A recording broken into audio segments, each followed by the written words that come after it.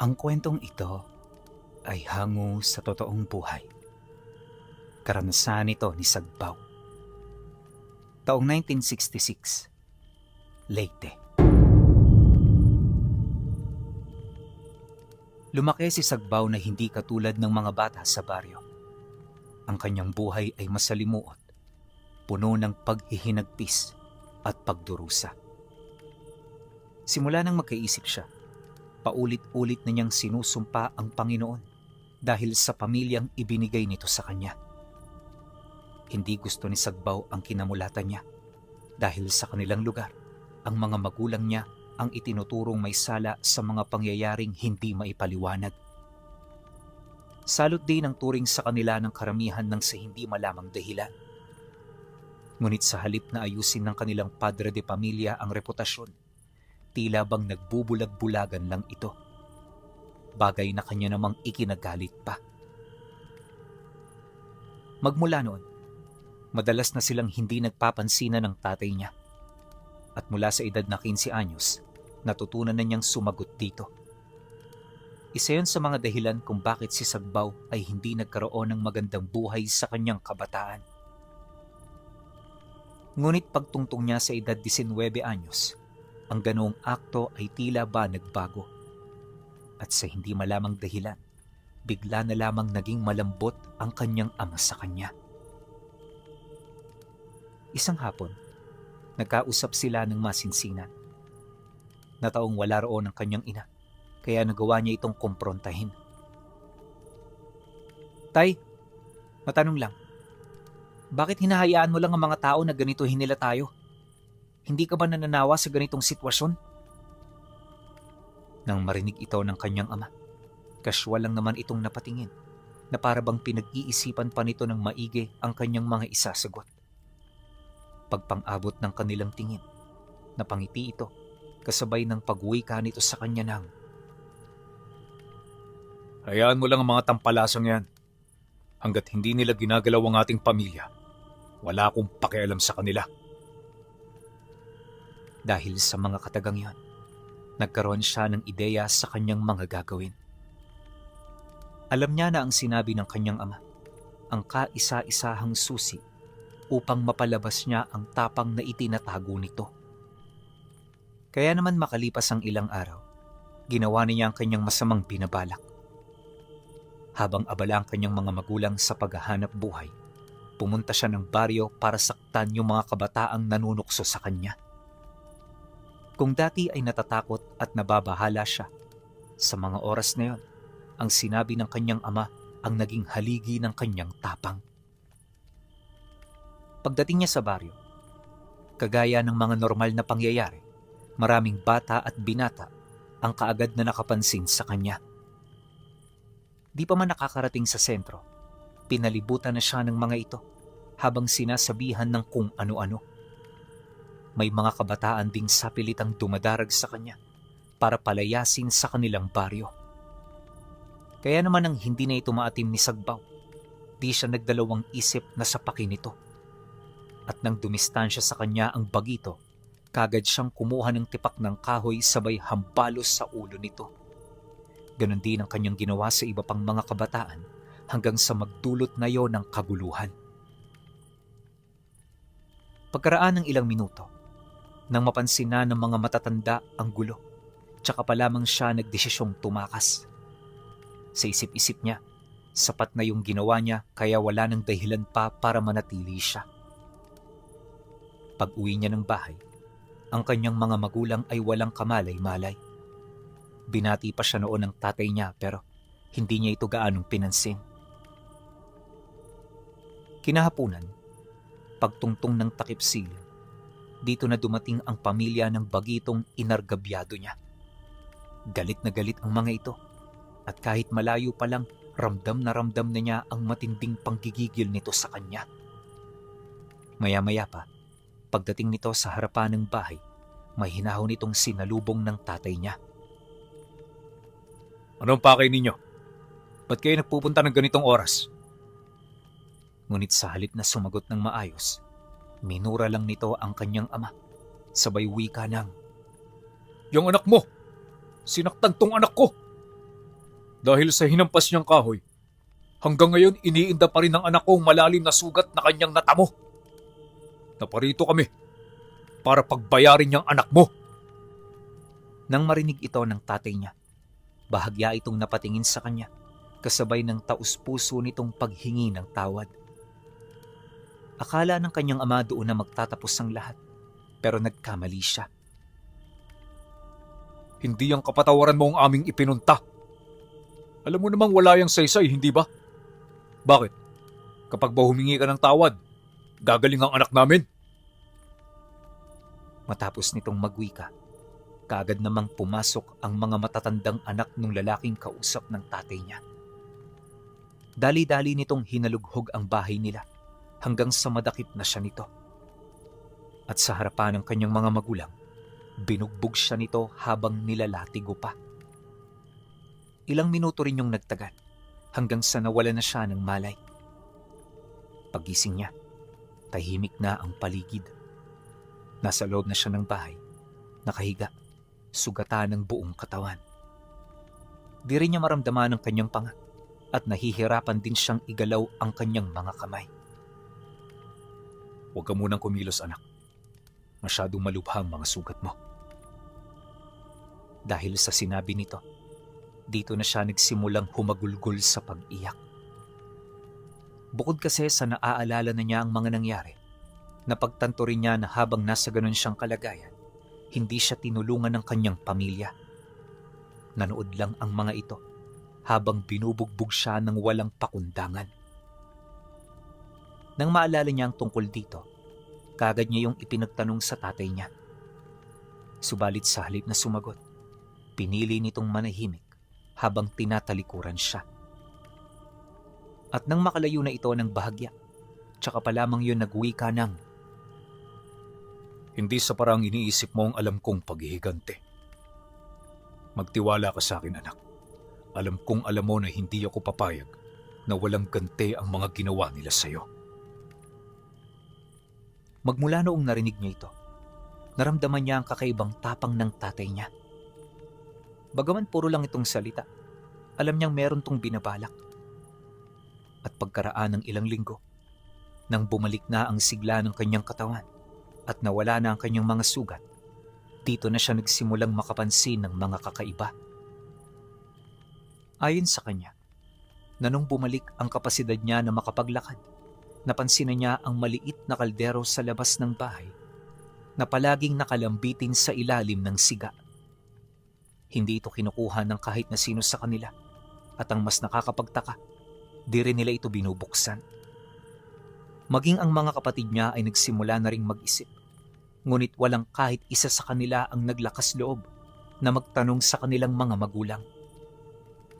Alam kasi ng bawat isa sa kanila na pinakaayaw ng tatay niya ay yung magtanong ukol sa mga bagay na pinagkakaabalahan nito. Kaya yung mga kapatid niya, hindi na rin nag-abala pa. Subalit nang marinig niya ito, di siya nagdalawang isip.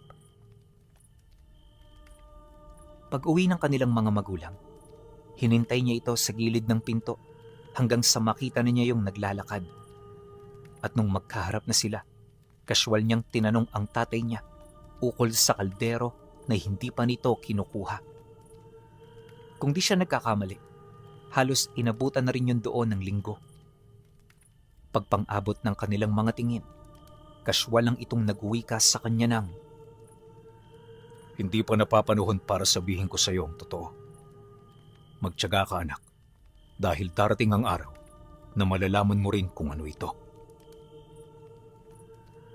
Matapos itong ihayag ng kanyang ama, kagad itong umalis.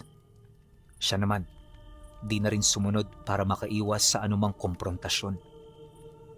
Alam niya kasi na ayaw ng kanyang ama na nangungulit.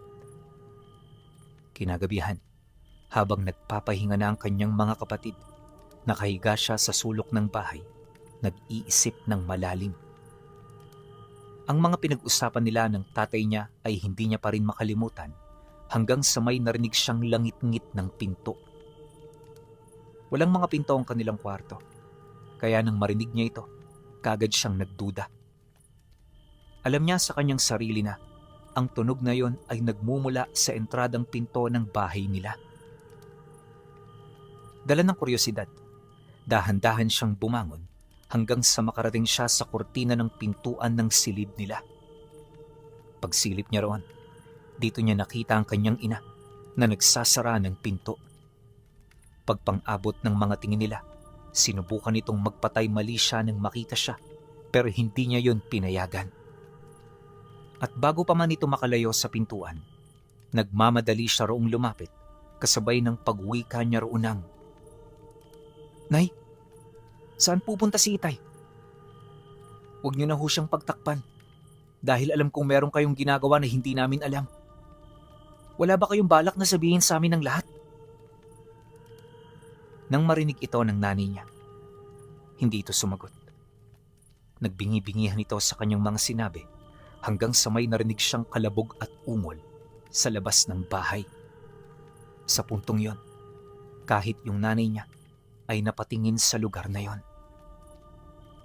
Dala ng pangamba, kagad siyang lumapit sa pinto para sumilip. At pagsilay niya sa labas, dito niya nakita ang isang nilalang na nakatayo sa harapan ng kaldero. Punong-puno ito ng balahibo, nakasuot ng bestidang itim at meron itong 4 na sungay sa ulo.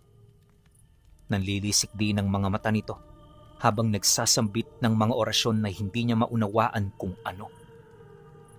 Pagkadagakay, binuksan ng nilalang na yon ang takip ng kaldero at doon bumungad ang isang taong kalahating kalansay. Mula ulo hanggang bewang ay meron itong laman, pero pagdating sa ibaba, purong buto na lamang ang iyong makikita. Para ring sa ahas ang pang-ibaba nitong katawan, at habang nakatayo ito sa harapan ng nilalang na una nilang nakita, walang patid ito sa pag-ungol. Ilang segundo pa ang lumipas, umakyat ang nilalang na yon. Isang malakas na kagat ang pinakawalan nito, na nung una ay inakala niyang pinapatay nito ang nilalang na nagpakawala sa kanya. Subalit pagdating nito sa likurang bahagi, dito niya nakita na nakikipag-isa na pala ito. At sa isang kisap mata, umahon sa mga nilalang na yon ang isang nilalang na mas mabagsik at mas makapangyarihan kumpara sa mga nauna niyang nakita. Paglalarawan niya rito, may maputla itong balat, halos mahigit 6 na talampakan at may katawan itong pinaghalong buto at laman. May mahaba rin itong buntot, matatalas na 3 daliring may mga kuko at mga pangil na hindi nagtatago sa labi. Nanatili rin sa ulo nito ang 4 na sungay na di hamak na mas mahaba kumpara nung hindi pa nagsasanib ang 2. Malaking bulas din ang pangangatawan ng nilalang, kaya kahit hindi pa ito kumikilos, alam na ni Sagbaw na hindi pangkaraniwan ang tinataglay nitong lakas at kapangyarihan. Maya-maya pa, mabilis na kumaripas ng takbo ang nilalang. At sa isang kisap mata, naglaho ito sa paningin nila. Ang una niya talaga noong naisip, yon ang kanyang ama. Ngunit nang akmang tatalikod na siya, biglang nanlaki ang kanyang mga mata nang makita niya ang tatay niya na dali-daling naglalakad papalapit ng pinto. Pagkatok nito, kaagad naman yung pinagbuksan ng nanay niya. Pagsilay dito ng malapitan ni Sagbaw, bakas sa kanyang muka ang matinding pagkagulat. Hindi niya mawari kung anong ginagawa ng tatay niya at bakit ito nakasuot ng ganon.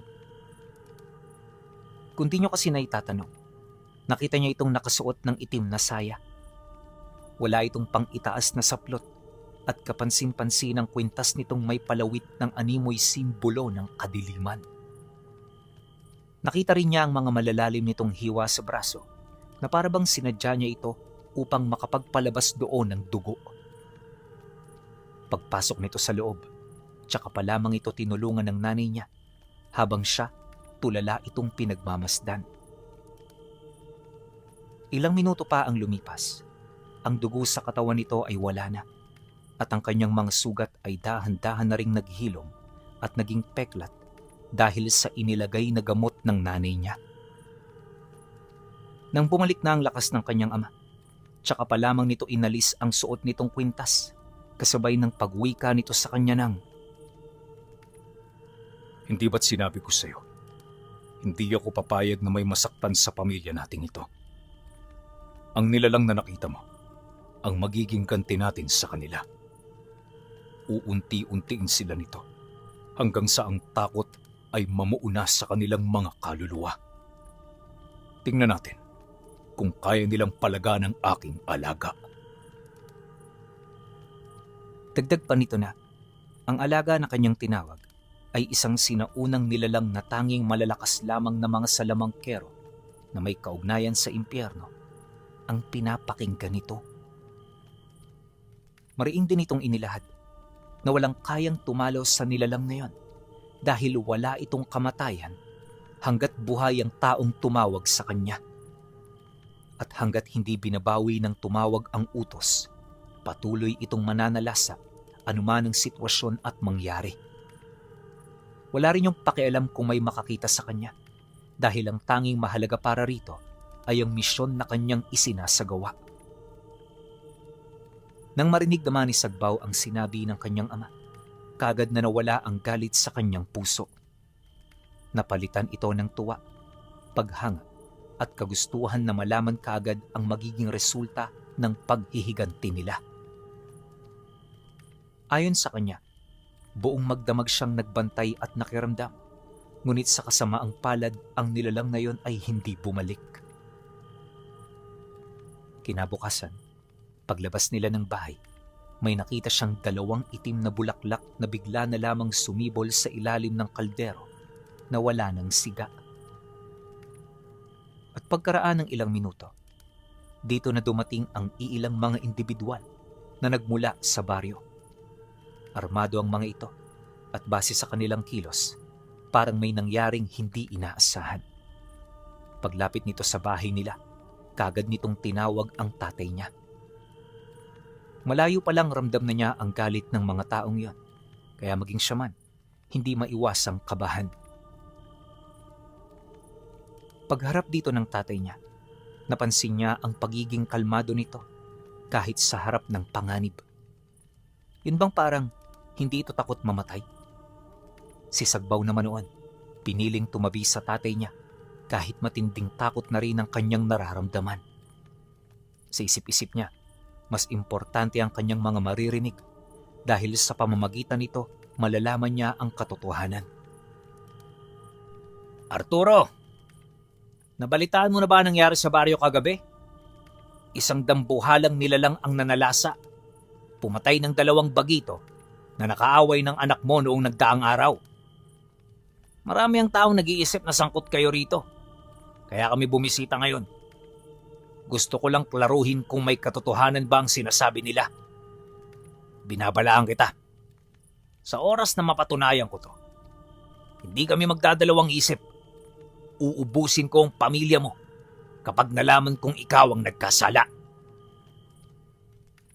Ngunit nang marinig ito ng tatay niya, hindi ito nagpakita ng kahit na anong takot.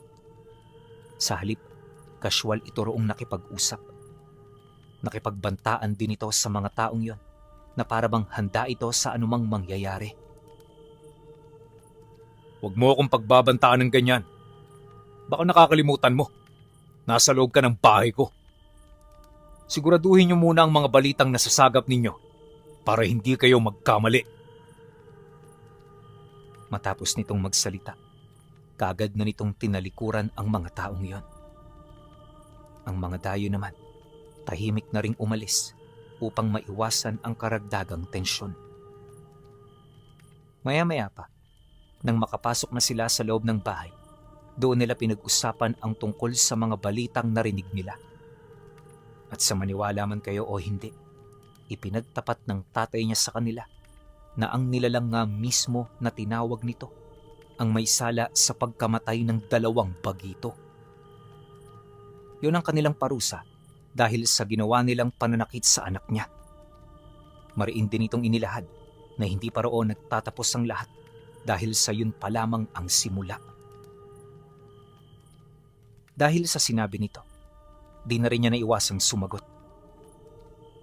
At sino naman ang isusunod niyo, Tay?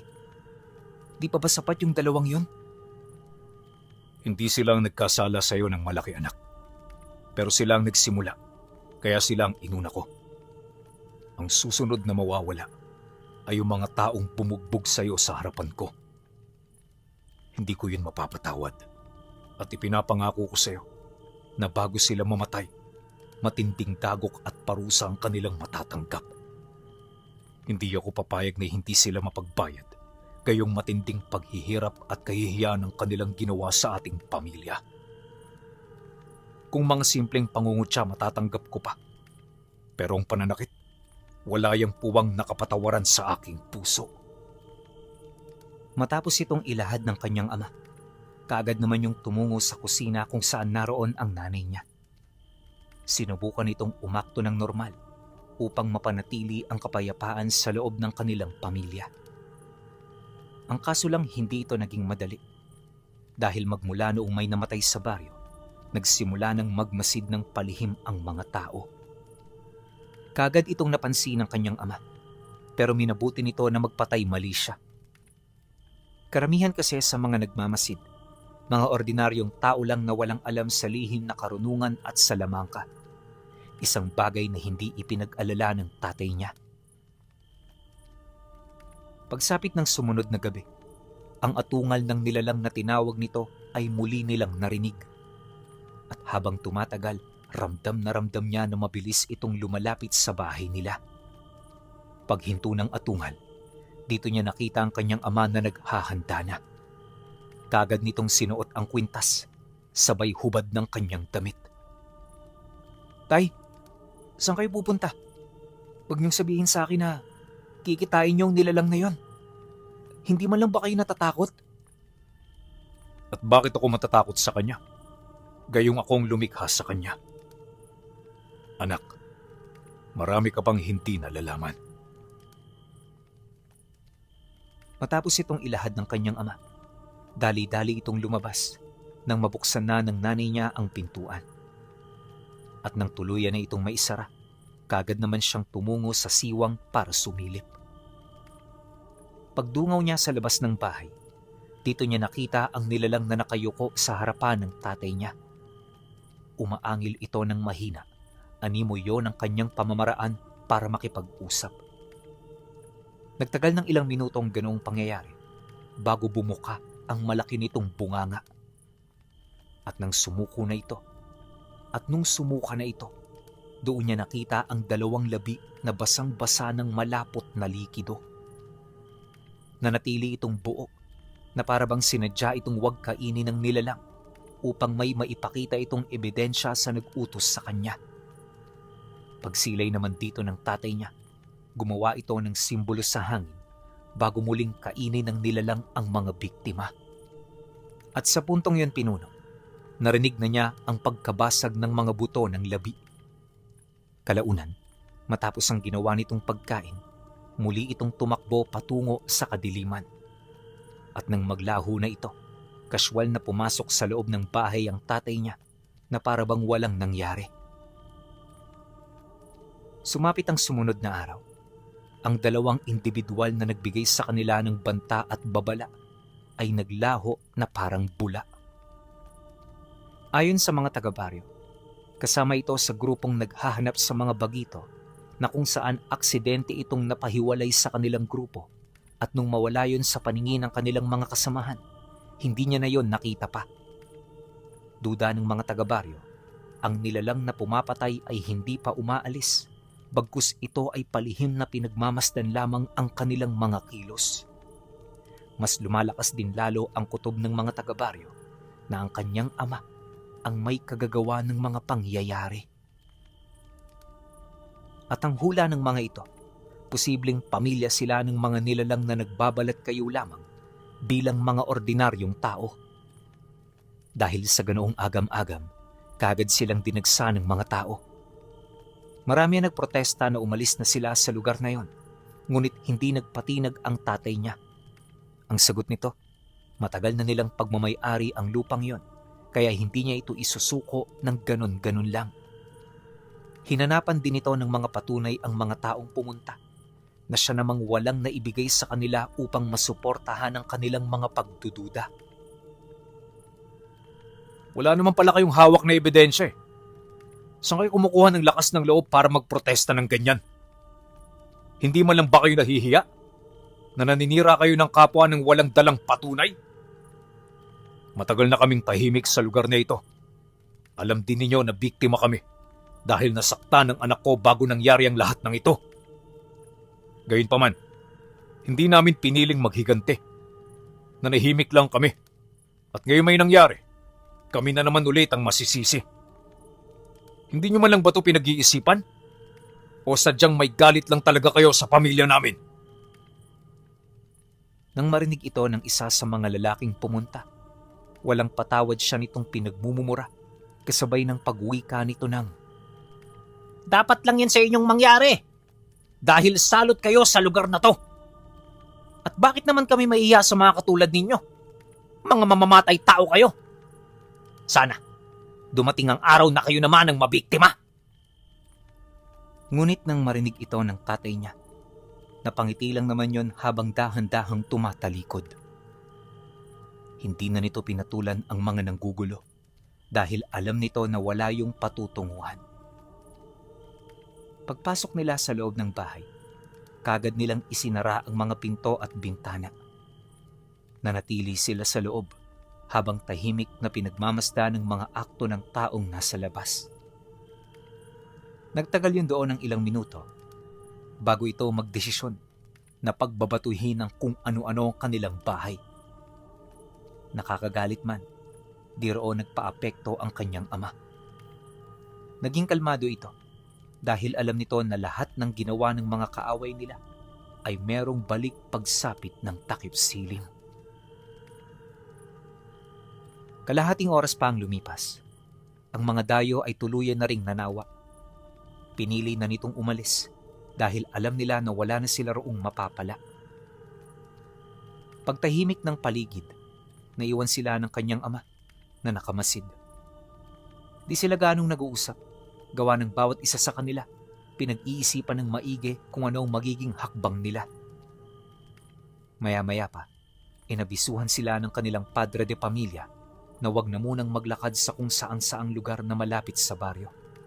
At hanggat maaari, panatilihin nila ang kanilang distansya sa kanilang tahanan upang kapag may nangyaring hindi kaaya-aya, madali silang mahahanap at maririnig. Binalaan din sila ng tatay niya na ang mga taong yun ay mapanganib, kaya kailangan nilang maging bihilante sa lahat ng oras at pagkakataon. Nang marinig naman ni Sagbaw ang sinabi nito, dito na siya nagsimulang magtanong, "Tay, may naisip na ho ba kayong plano? Kailangan niyo ho ba ng tulong? Dahil kung kailangan ninyo, nandito lang ako." At ano naman ang maitutulong mo? Huwag kang mag-alala, anak. Kayang-kaya ko na ang mga yan. Hindi ko kailangan ng anumang tulong dahil sapat na ang alaga ko para sa kanila. Dahil sa sinabi nito, kung kaya't hindi na siya nagsalita pa. Matapos ang kanilang pag-uusap, sabay-sabay na silang lumabas ng bahay at dito nakita niya ang 4 na itim na bulaklak na biglang tumubo sa uling na nasa ilalim ng nangingitim na kaldero. Ayon sa kanya, magmula noong sumibol ang unang 2 itim na talulot, hindi na ito sinindihan ng tatay niya. Bagaman walang pakinabang, malakas ang kutob ni Sagbaw na may pagkakataon lang na hinihintay ang kanyang ama. Malakas din ang kutob niya na ang mga bulaklak na kanyang nakikita ay may kaugnayan sa mga taong nawawala.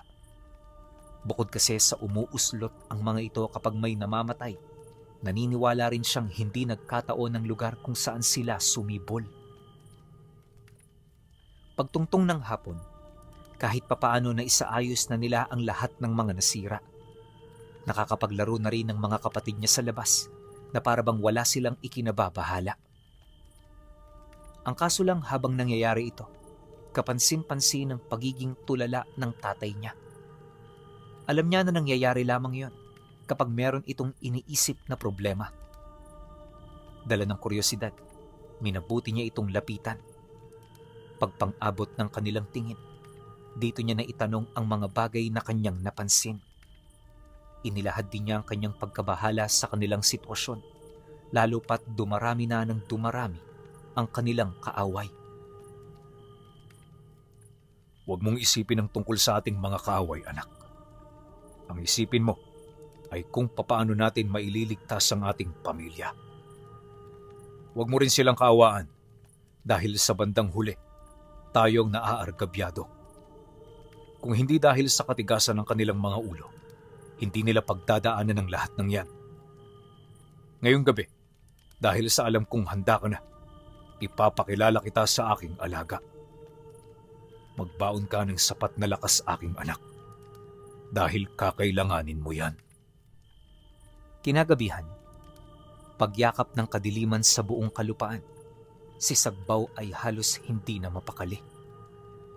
Paulit-ulit niya noong kinakausap ang kanyang ina para lamang malaman kung tama ba ang bagay na gagawin niya. Aminado siya na hindi pa siya handa na makita ito at hindi niya may pagkakaila ang matinding takot na nararamdaman dahil sa itsura ng nilalang na kanyang kahaharapin. Ilang minuto pa ang lumipas. Sa utos ng kanyang ama, lumabas silang dalawa ng magkasama. Sa may bandang pinto pa lang, nangangatog na ang tuhod ni Sagbaw na parabang hindi pa siya sigurado sa kanyang mga gagawin. Ngunit dahil sa tiwala sa kanyang ama, naglakas loob siyang sumunod.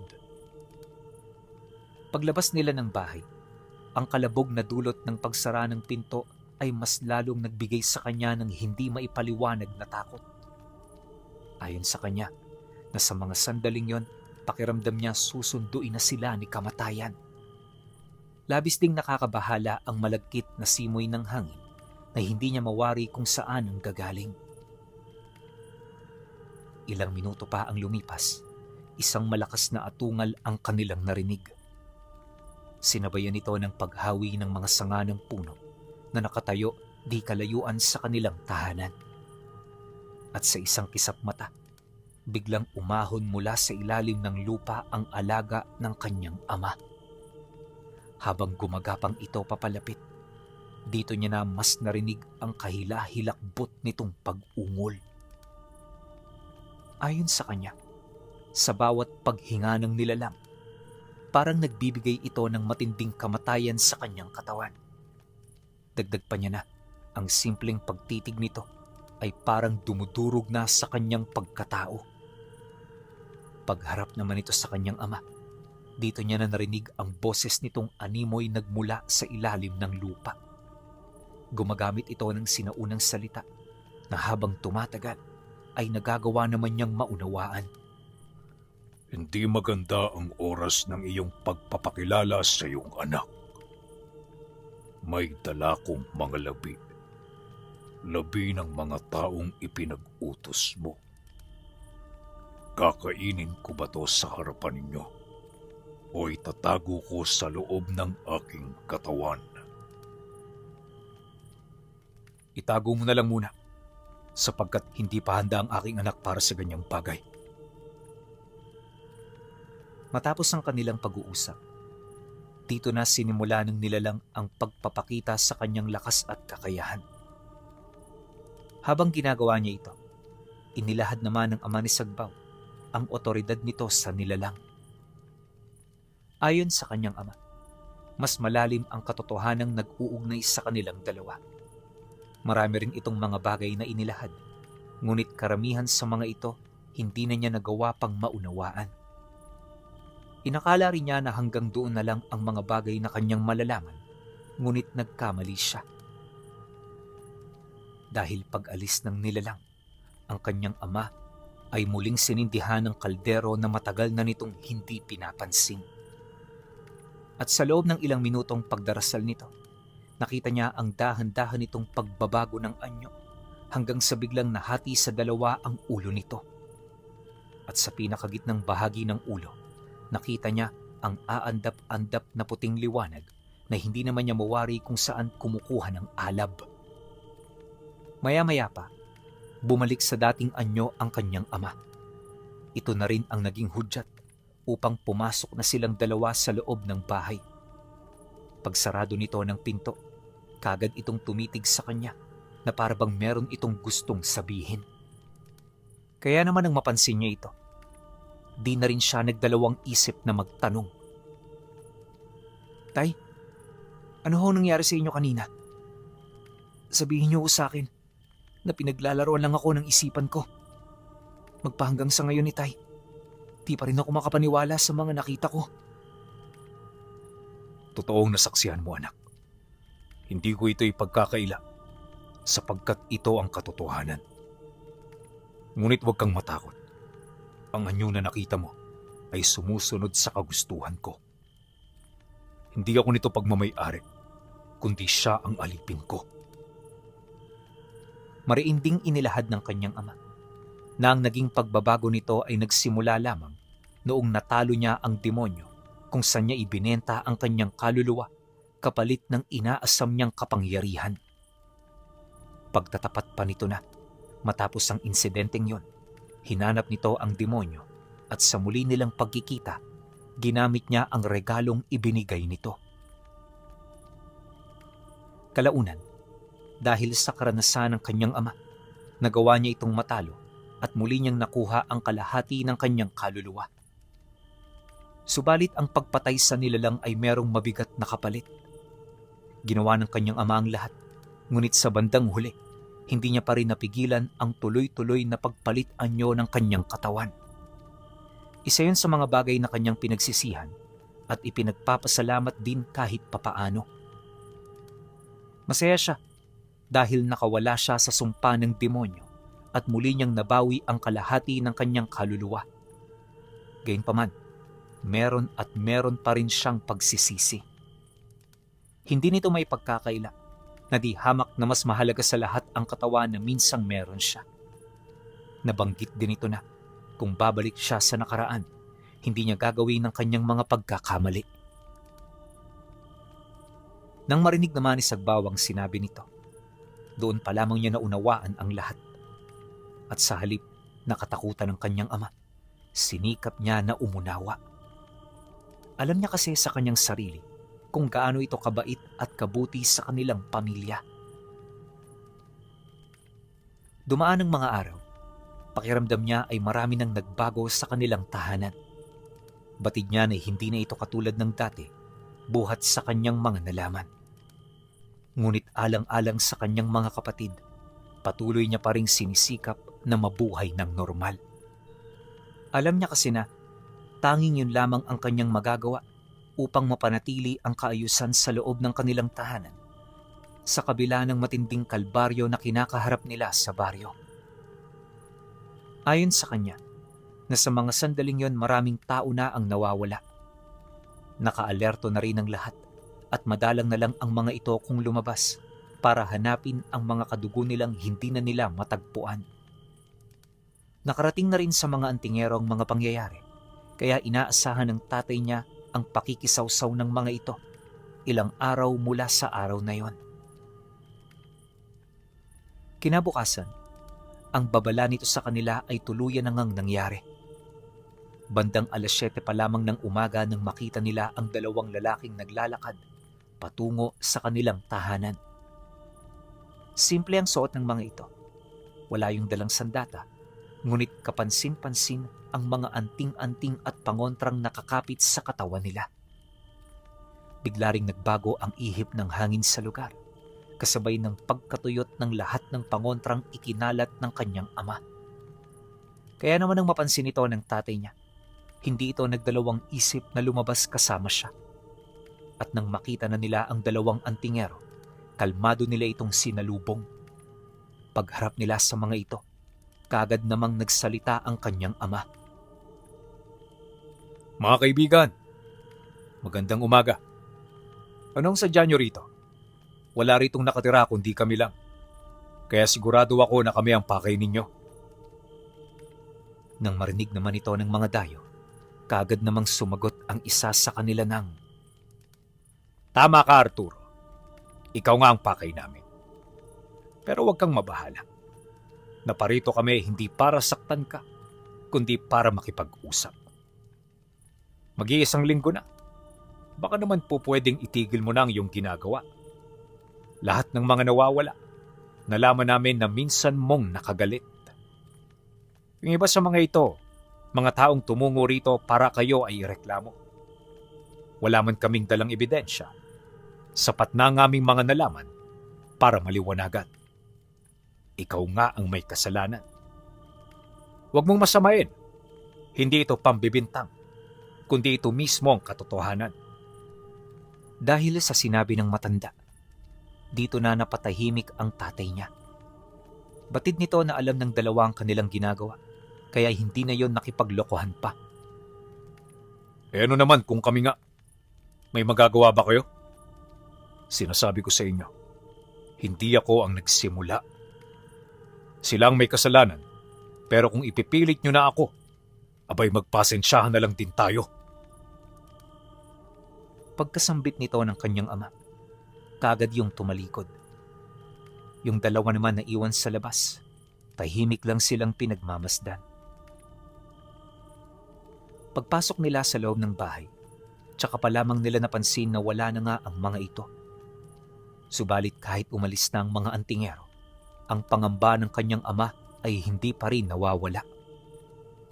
Alam nito sa kanyang sarili na hindi pa yon ang katapusan, kundi yon ay simula pa lamang.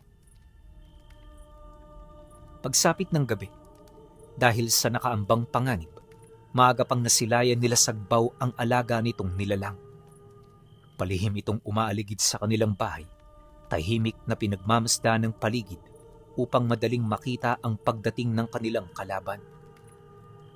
Ayon sa kanya, ang nilalang na yon ay walang kapaguran.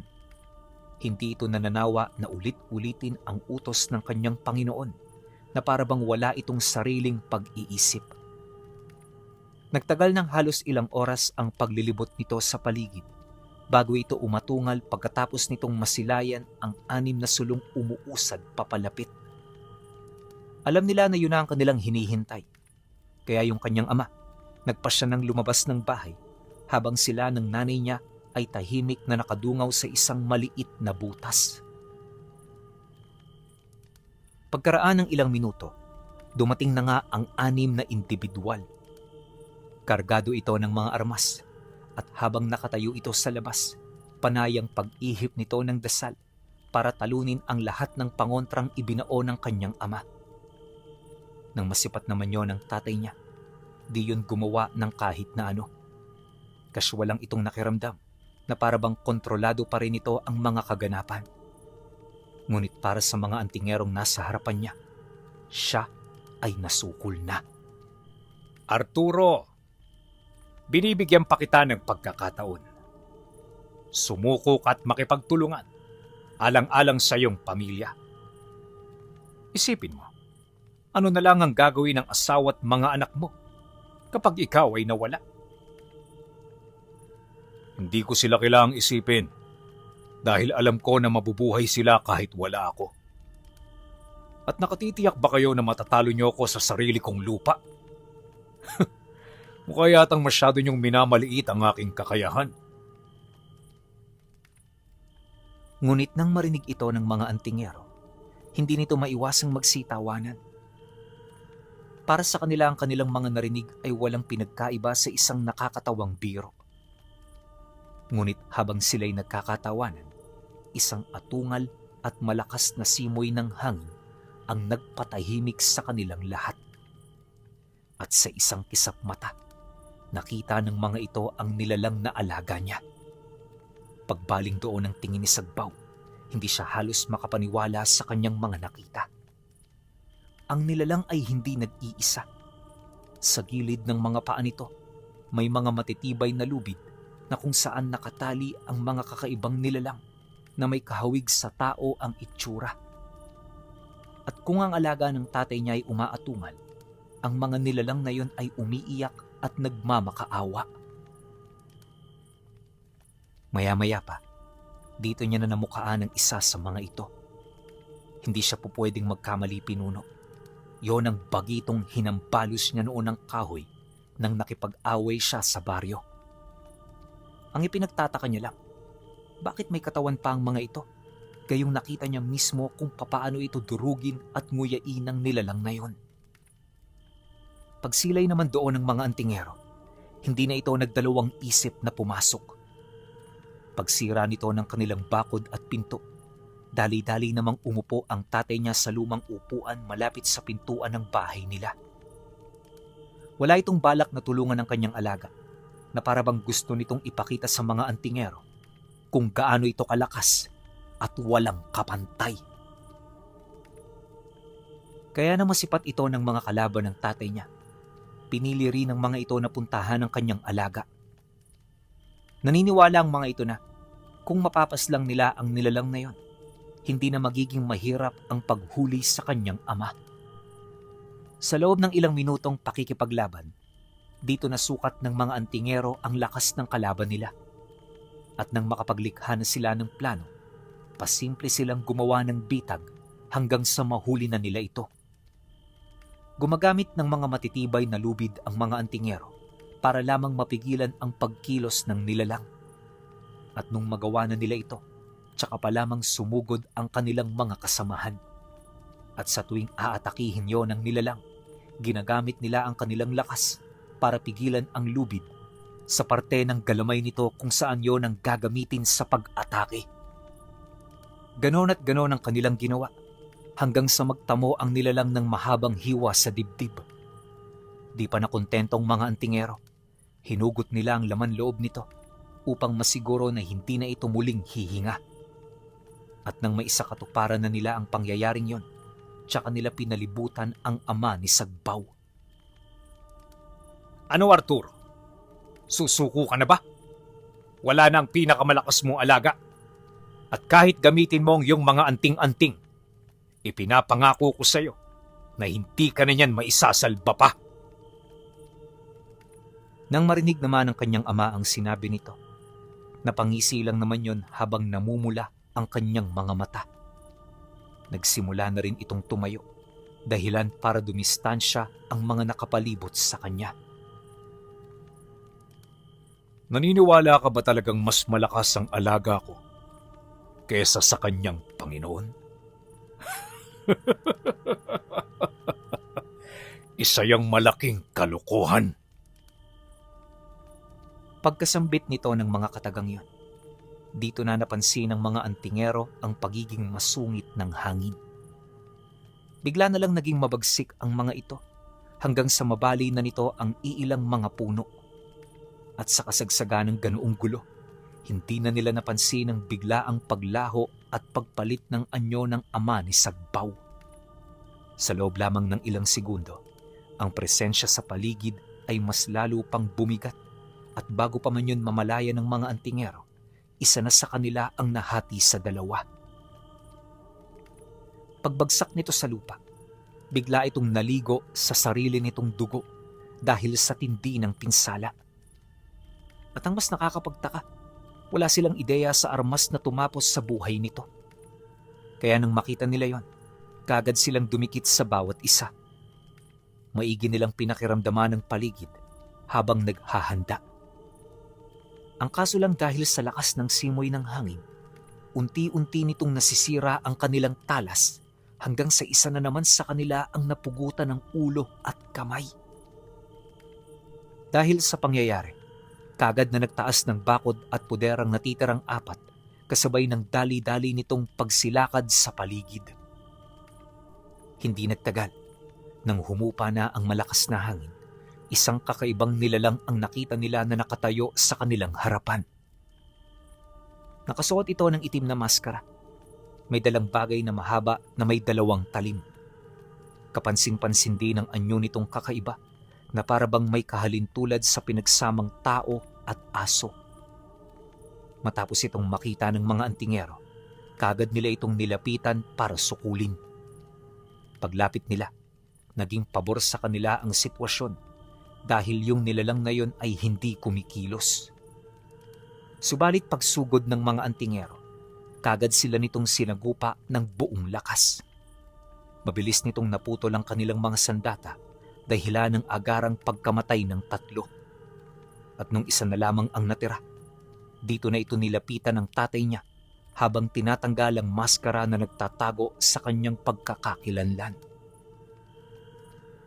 Matapos niya yung gawin, sa halip na mukha ang sumambulat sa antingero, bungo ang kanyang nakita. Wala itong kalaman-laman, ngunit nakapagtatakang nagagawa pa rin itong makapagsalita. Ilang segundo pa ang lumipas, unti-unti na itong bumalik sa orihinal nitong anyo. Pagsilay naman ng antingero sa mukha ng kanyang ama, dito na siya nito paulit-ulit na isinumpa. Subalit imbis na matinag, tila bang naging musika pa ito sa pandinig ng tatay niya. Maya-maya pa, kasyual niya itong nilapitan. Pagharap niya rito, bigla niya itong hinawakan sa leeg, sabay hila nito paangat. At nung magpang-abot na ang kanilang mga muka, doon na muling nagsalita ang kanyang ama. Anong sabi mo kanina? Huhulihin niyo ako pagkatapos niyong patayin ang aking alaga. Masyado niyong minaliit ang inyong kalaban. Kaya tingnan mo kung anong kinahinatnan mo ngayon. Sa tingin mo ba, makakatakas ka pa sa ganitong sitwasyon?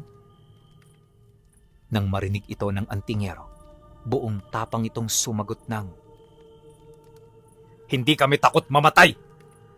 Ang kamatayan ay parte na ng aming serbisyo. Masaya kaming mamamatay para sa Diyos at sa bayan.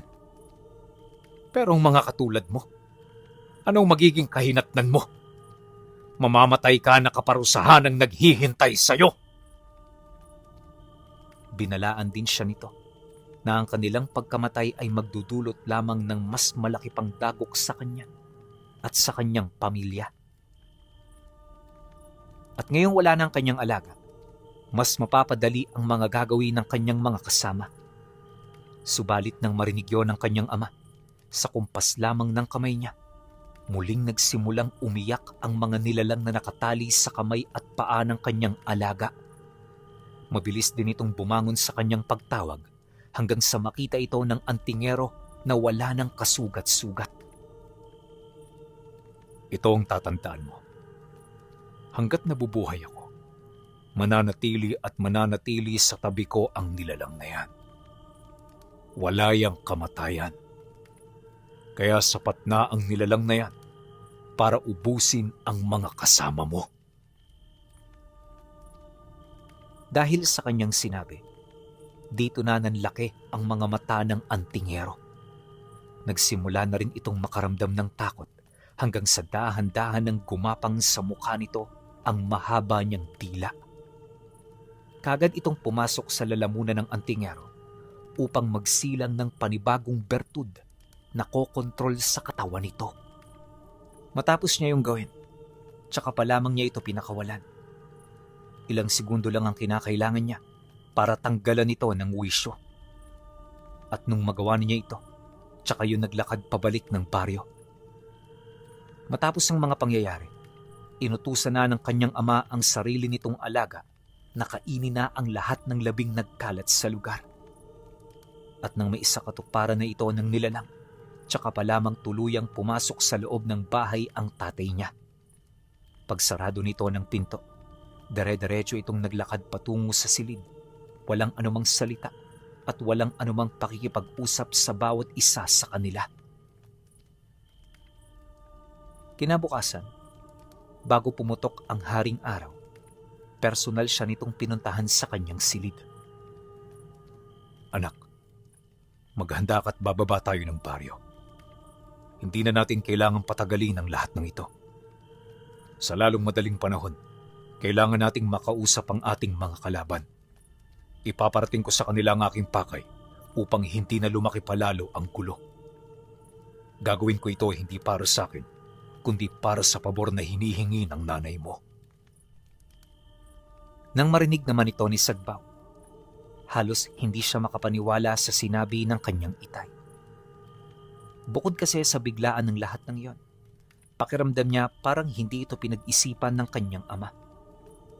Gayunpaman, napilitan pa rin siyang sumunod sa nais nito. Pagkaraan ng ilang minuto, nang handa na silang dalawa, kagad silang tumungo sa baryo. Wala sila noong ibang dala, maliban sa patalim na nakasukbit sa likod niya. Hindi naglaon. Nang marating na nila ang lugar, bumungad sa kanila ang mga tao sa gilid ng kalsada na kanya-kanyang nag-uusap. Nang mapansin naman ito ang pagdating nila, bigla itong tumahimik kasabay ng pagmamadali ng mga ito na pumasok sa kanilang mga tahanan. Nang mapansin niyo ng kanyang ama, nagpatuloy lang sila sa pag-usad hanggang sa marating nila ang sentro kung saan naroon ang kuta ng mga antingero. Pagdating nila sa lugar, kagad silang sinalubong ng antingerong nilaso ng kanyang ama.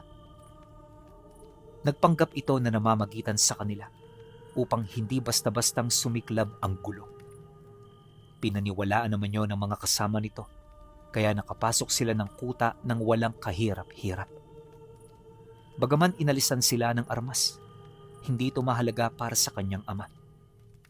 Alam nila na mangyayari yun, kaya buong magdamag din nila itong pinaghandaan. Sa loob ng bahay, bumungad sa kanila ang nasa mahigit 15 antingero. Nagmula ito sa iba't ibang lugar, iba't ibang angkan, at iba't ibang klase. Bawat isa may mga tangang anting-anting at ang mga namumuno sa kanila nagtataglay ng mga mutya. Subalit nang mapansin niyo ng tatay niya, kaswal lang naman itong humarap. Hanggang sa kalaunay nagpakita na rin sa kanila ang pinuno ng pangkat. Isang babaylan ang humarap sa kanila, kasama ang dalawa nitong pinagkakatiwalaang mandirigma. Ramdam nila sagbaw ang kakaiba nitong mga tangan, ngunit nanatili pa rin silang matatag. Pagkaraan ng ilang minuto, nang makalapit na ang tatlo, nanatili sa kanilang tabi yung antingerong nilaso ng kanyang ama. Hindi ito lumalayo dahil alam nito na posibleng sugurin sila ng babaylan ng hindi nila namamalayan. Ilang beses na rin itong pinansin ng babaylan, ngunit hindi ito nakinig. Wala itong sinusunod sa lugar na yon maliban sa kanila. Kaya naman para hindi mabaling sa antingerong pag-uusap, hinayaan na lamang ito ng babaylan. Sa pagpapatuloy ng negosasyon, nanatiling matibay ang ama ni Sagbaw. May mga pagkakataon na ring sinisindak sila ng babaylan, pero wala itong naging epekto. Ipinapaalala ko lang sa iyo na nasa lugar ka namin. Marami kang nagawang kasalanan at ang mga bagay na yan, sapat na para tapusin ka ng walang kahit na anong paglilitis. Gayunpaman nagpapakatao kami sa harap mo. Ayaw naming tumulad sa iyo. Isang halang ang kaluluwa, pumapatay ng mga walang kalaban-laban. Hindi naman ako papaslang kung walang basihan. Inunahan ako ng mga biktima, kaya ako sila ginantihan. Hindi niyo ako katulad ng mga santo, mga mabubuti sa tao. Nagpapakatotoo lang ako, at ang batas na dinadala ko ay ang batas ng aking mga ninuno. Kung ano ang kinuha, siya rin dapat ang kabayaran. At kung magmamatigas, maaari itong gamitan ng dahas. Yan ang totoong hustisya. Nang marinig naman ito ng matanda, tila bang hindi nito nagustuhan ang ibig niya. At dahil dito, kung kaya't nagkainita na silang dalawa. Maya-maya pa, nagsimula na ring makisawsaw ang mga kasama nito hanggang sa unti-unti, nagkagulo na sa buong paligid. Pagkaraan lang ng ilang minuto, dito na umawat ang antingerong nilason ng kanyang ama. Ginampanan nito ang kanyang tungkulin hanggang sa kagalitan na rin ito ng mga kasamahan nito. Nang maramdaman naman ng antingero na nanganganib na ang kanyang buhay, dito na ito nagwala hanggang sa makatakas na sila Sagbaw dahil sa gulong nangyari. Pag uwi nila ng bahay, inaasahan na ng kanyang ama na darating ang mga kalaban nila. Naniniwala ito na hindi aabuti ng gabi na madidiskubre nito ang kanilang lihim. Paglubog ng araw, nakita niya yung nakaupo sa labas, tahimik na nagmamasid sa paligid. Wala na rin itong kibo na para bang pinag-aaralan nito ang mga posibleng mangyayari. Pagtungtong ng 6:00, dito nila nakita ang babaylan kasama ang dalawa nitong mandirigma. Malayo pa lang kapansin-pansin na ang presensya nito, kaya maging sila sagbaw noon, hindi maipagkakailang kinabahan. Pagkaraan ng ilang minuto, nang makalapit na sa bahay nila ang babaylan at ang mga mandirigma, dito na nito pinagmumumura ang tatay niya. Winasak na rin ito ang pintuan ng bakuran hanggang sa tuluyan na itong makapasok. Paglapit nito sa kanyang ama, kaagad na humugot ng mga talibong ang dalawa nitong kasama habang nagwiwika ang babaylan. Ang ginawa mo sa aming mga kapatid ay walang kapatawaran. Kamatayan ang kapalit nito. Kaya ihanda mo ang sarili mo. Matapos nitong magsalita, biglang sumugod ang dalawa nitong kasama. Ramdam ng kanyang ama ang bilis nito, ngunit hindi yun umalis sa kanyang kinaroroonan. Pinagmasdan lang nito ang dalawa hanggang sa biglang may umahong mahabang kamay sa ilalim ng lupa na nasa harapan niya.